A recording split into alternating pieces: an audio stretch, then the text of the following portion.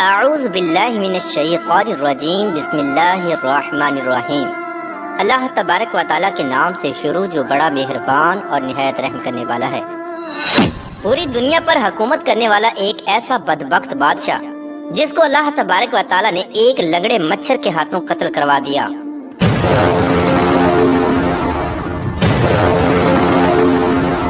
دنیا کی تاریخ میں ایسے بہت سارے بدبخت بادشاہ اور فرعون گزرے ہیں جن کو ان کی دولت اور بادشاہت کے نشے نے مغرور بنا دیا اور وہ خود کو خدا کہلوانے لگے اور خدائی کا جھوٹا دعویٰ کر بیٹھے۔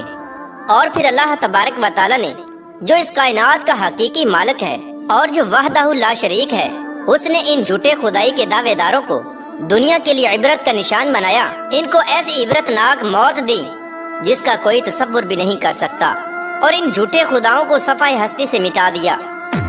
پیارے دوستو، خدائی کا دعویٰ کرنے والے بدبختوں میں سے ایک نام نمرود کا بھی ہے۔ پیارے دوستو، نمرود شہر بابل کا حاکم تھا جس نے خدائی کا دعویٰ کیا تھا۔ اس کا نام نمرود بن کنعان بن قوس بن سام بن نو تھا۔ دنیا میں صرف 4 ایسے بادشاہ گزرے ہیں جنہوں نے پوری دنیا پر حکمرانی کی ہے، جن میں سے 2 بادشاہ ایسے تھے جو مسلمان تھے، جن میں سے ایک کا نام حضرت سلیمان علیہ السلام اور دوسرے کا نام حضرت ذوالقرنین علیہ السلام ہے، اور 2 کافر حکمران ایسے تھے جنہوں نے پوری روئے زمین پر حکمرانی کی۔ ان میں سے ایک کا نام نمرود اور دوسرے کا نام بخت نصر تھا۔ پیارے دوستو، روایات میں آتا ہے کہ نمرود نے پوری دنیا پر 400 سال حکومت کی۔ یہ بڑا جابر اور ظالم بادشاہ تھا، اور اس کے دور کے اندر بت پرستی عام تھی۔ لوگ اللہ تبارک و تعالیٰ کی وحدانیت کو چھوڑ کر بتوں کی پوجا کیا کرتے تھے۔ اس نمرودی دور کے اندر شرک اس طرح پھیلا ہوا تھا کہ تمام نمرودیوں نے اپنے خداؤں کے طور پر بہت سارے بت بنائے ہوئے تھے جن کی یہ لوگ پوجا کیا کرتے تھے، اور ادھر نمرود نے بھی خدائی کا دعویٰ کیا ہوا تھا۔ یہ خود کو خدا کہلواتا اور لوگوں کو اپنی پوجا کرنے کا حکم دیتا۔ اس بدبخت قوم کی طرف اللہ تبارک و تعالیٰ نے اپنے پیارے پیغمبر حضرت ابراہیم علیہ السلام کو بھیجا۔ کفر و شرک اور بت پرستی کے اس دور کے اندر حضرت ابراہیم علیہ السلام وہ واحد شخص تھے جو اللہ تبارک و تعالیٰ کی وحدانیت پر ایمان رکھتے تھے اور بتوں کی بجائے اللہ تبارک و تعالیٰ کو حقیقی خدا مانتے تھے۔ حضرت ابراہیم علیہ السلام نے جب نمرودی قوم کو بتوں کی پوجا کرتے ہوئے دیکھا تو حضرت ابراہیم علیہ السلام نے نمرودیوں کو اللہ تبارک و تعالیٰ کی وحدانیت کی طرف بلایا اور ایک خدا کی عبادت کرنے کا حکم دیا۔ لیکن نمرودی قوم ایسی بدبخت قوم تھی کہ اپنے کفر و شرک سے باز نہ آئی اور اسی طرح بتوں کی پوجا کرتی رہی۔ ایک دن حضرت ابراہیم علیہ السلام ان کے جھوٹے خداؤں کو جھوٹا ثابت کرنے کے لیے اس مقام پر گئے جہاں پر ان کے تمام بت پڑے ہوئے تھے، تو حضرت ابراہیم علیہ السلام نے ان کے تمام بتوں کو چپکے سے توڑ دیا اور اس کا الزام ان کے بڑے بت پر لگا دیا۔ نمرودی جب اپنے عبادت خانے میں واپس آئے تو انہوں نے اپنے تمام خداؤں کو ٹوٹا ہوا دیکھا۔ نمرودی چونکہ جانتے تھے کہ حضرت ابراہیم علیہ السلام ہی وہ واحد شخص ہیں جو بتوں کے خلاف باتیں کرتے ہیں اور بتوں کی بجائے خدا کی عبادت کرنے کا حکم دیتے ہیں، لہٰذا وہ سمجھ گئے کہ یہ کام حضرت ابراہیم علیہ السلام کا ہے۔ تو نمرودی نے حضرت ابراہیم علیہ السلام سے بدلہ لینے کے لیے حضرت ابراہیم علیہ السلام کو قتل کرنے کا منصوبہ بنایا۔ چنانچہ تمام نمرودی نمرود کے پاس حاضر ہوئے اور حضرت ابراہیم علیہ السلام کو سزا دینے کے لیے کہا۔ چنانچہ تمام نمرودیوں کی یہ بات سن کر نمرود نے یہ حکم جاری کیا کہ ایک مقام پر آگ جلائی جائے اور اس کے اندر حضرت ابراہیم علیہ السلام کو ڈال دیا جائے۔ لہٰذا نمرود کے حکم کے مطابق ایسا ہی کیا گیا۔ کئی دنوں تک بہت ساری لکڑیوں کو اکٹھا کیا گیا اور اس میں آگ جلائی گئی، اور پھر حضرت ابراہیم علیہ السلام کو اس آگ کے اندر ڈال دیا گیا۔ لیکن اللہ تبارک و تعالیٰ نے اس آگ کو حکم دیا تو وہ آگ حضرت ابراہیم علیہ السلام پر ٹھنڈی اور سلامتی والی ہو گئی۔ حضرت ابراہیم علیہ السلام فرماتے ہیں کہ میں جتنے دن آگ میں رہا اس وقت تک میں اللہ تبارک و تعالیٰ کی خاص رحمتوں میں تھا، اور اس جیسا سکون مجھے پہلے کبھی حاصل نہ ہوا۔ چنانچہ جب حضرت ابراہیم علیہ السلام اس آگ سے باہر تشریف لائے تو اللہ تبارک و تعالیٰ کے حکم کے مطابق حضرت ابراہیم علیہ السلام نمرودیوں کو ایک بار پھر حق کی دعوت دینے لگے اور اللہ تبارک و تعالیٰ کی وحدانیت کی طرف بلانے لگے۔ حضرت ابراہیم علیہ السلام نے نمرود کو بارہا سمجھایا اور اپنے کفر و شرک سے باز آنے کا کہا اور اللہ تبارک و تعالیٰ کی وحدانیت پر ایمان لانے کا حکم دیا۔ لیکن نمرود نے اللہ تبارک و تعالیٰ کی وحدانیت کا انکار کر دیا اور حضرت ابراہیم علیہ السلام سے مناظرہ کرنے لگا اور حضرت ابراہیم علیہ السلام کے سامنے خدائی کا دعویٰ کر دیا۔ نمرود نے حضرت ابراہیم علیہ السلام سے سوال کیا کہ تیرا رب کون ہے؟ تو حضرت ابراہیم علیہ السلام نے ارشاد فرمایا کہ میرا رب وہ ہے جو زندگی اور موت دیتا ہے۔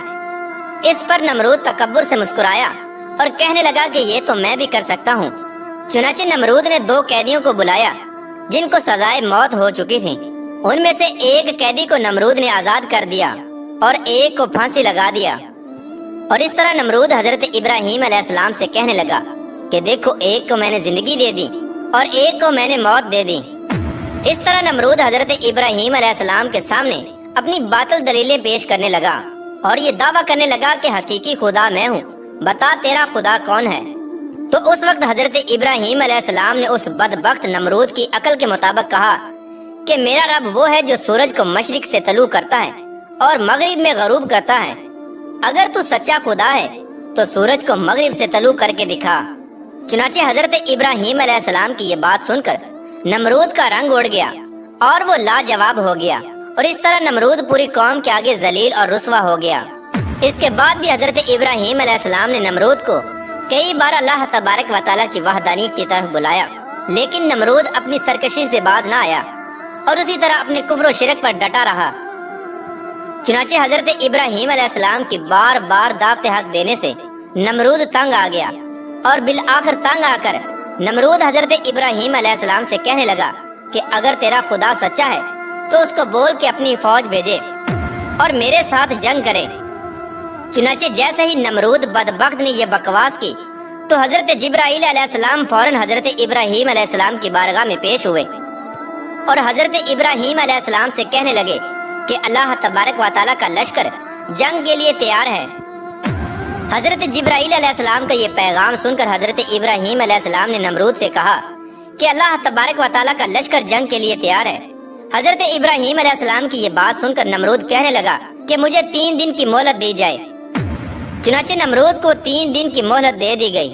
اس دوران نمرود نے تمام مشرق و مغرب کے بڑے بڑے جنگجوؤں کو اکٹھا کیا اور بہت سارے ہتھیاروں کو جنگ کے لیے تیار کیا۔ اس طرح نمرود نے جب جنگ کی مکمل تیاری کر لی اور اپنی تمام فوج کو اکٹھا کر لیا تو نمرود نے حضرت ابراہیم علیہ السلام کو للکار کر کہا کہ ہماری فوج جنگ کے لیے تیار ہے، تم اپنے رب کی فوج کو بلاؤ۔ چنانچہ اس وقت حضرت ابراہیم علیہ السلام نے اللہ تبارک و تعالیٰ کی بارگاہ میں دعا کی تو اس وقت اللہ تبارک و تعالیٰ نے مچھروں کی ایک فوج کو بھیجا۔ ان مچھروں کی تعداد اتنی زیادہ تھی کہ ان مچھروں کے اندر سورج بھی نظر نہ آتا تھا۔ اللہ تبارک و تعالیٰ نے ان مچھروں کی فوج کو نمرودی فوج کے اوپر مسلط کر دیا تو یہ مچھر دیکھتے ہی دیکھتے نمرودی فوج کا گوشت کھا گئے اور ان کا خون پی گئے۔ تمام نمرودی فوج کی ہڈیاں ہی ہڈیاں باقی رہ گئیں۔ چنانچہ اس دردناک منظر کو دیکھ کر نمرود اپنے محل کی طرف دوڑا اور اپنی بیوی کے کمرے میں چھپ گیا۔ اسی دوران ایک لنگڑا مچھر نمرود کے محل میں داخل ہوا تو نمرود نے اپنی بیوی سے کہا کہ اس مخلوق نے تمام فوج کو ہلاک کر دیا ہے۔ چنانچہ اسی گفتگو کے دوران وہ لنگڑا مچھر اللہ تبارک و تعالیٰ کے حکم سے نمرود کی ناک میں داخل ہو گیا اور نمرود کے دماغ کو چاٹنے لگا۔ جب وہ مچھر نمرود کے دماغ کو چاٹتا تو اس سے نمرود کو اتنی تکلیف ہوتی کہ نمرود اپنے سر کو دیواروں پر مارتا۔ اس طرح اللہ تبارک و تعالیٰ کے حکم سے وہ لنگڑا مچھر نمرود کے دماغ میں کئی دنوں تک رہا۔ نمرود نے اپنے محل میں یہ حکم جاری کر دیا کہ جو بھی محل میں داخل ہو وہ نمرود کے سر پر جوتے مارے۔ جوتے مارنے کے بعد نمرود کو تھوڑی دیر کے لیے آرام محسوس ہوتا، لیکن کچھ دیر کے بعد ویسے ہی تکلیف محسوس ہونا شروع ہو جاتی۔ اس طرح اللہ تبارک و تعالیٰ نے ایک حقیر اور لنگڑے مچھر سے نمرود کو سزا دی۔ یہ تکلیف کی وجہ سے اپنے سر کو سلاخوں کے ساتھ پیٹتا رہتا، یہاں تک کہ اللہ تبارک و تعالیٰ نے نمرود کو عبرت ناک موت دی، اور وہ نمرود جو خدائی کا دعوے دار تھا وہ نمرود اپنے سر کو دیواروں پر مارتے مارتے ہلاک ہو گیا۔ اس قدر دردناک موت دے کر اللہ تبارک و تعالیٰ نے نمرود کو رہتی دنیا کے لیے عبرت کا نشان بنایا۔ اس بات کے اندر کوئی شک نہیں کہ اللہ تبارک و تعالیٰ کی ذات ہی وحدہ لا شریک ذات ہے، اس کے علاوہ کوئی عبادت کے لائق نہیں۔ پیارے دوستو، جب بھی کوئی اللہ تبارک و تعالیٰ کی ذات کو للکارتا ہے تو اللہ تبارک و تعالیٰ کسی حقیر مخلوق کے ذریعے اس کو عبرت کا نشان بناتا ہے اور اس کو ہلاک کر دیتا ہے۔ اللہ تبارک و تعالیٰ سے دعا ہے کہ اللہ تبارک و تعالیٰ اپنی بارگاہ میں عاجزی اور انکساری کے ساتھ رہنے کی توفیق عطا فرمائے، اور اللہ تبارک و تعالیٰ اپنے پیارے حبیب حضرت محمد مصطفیٰ صلی اللہ تعالیٰ علیہ وآلہ وسلم کی محبت کے اندر جینا مرنا نصیب فرمائے۔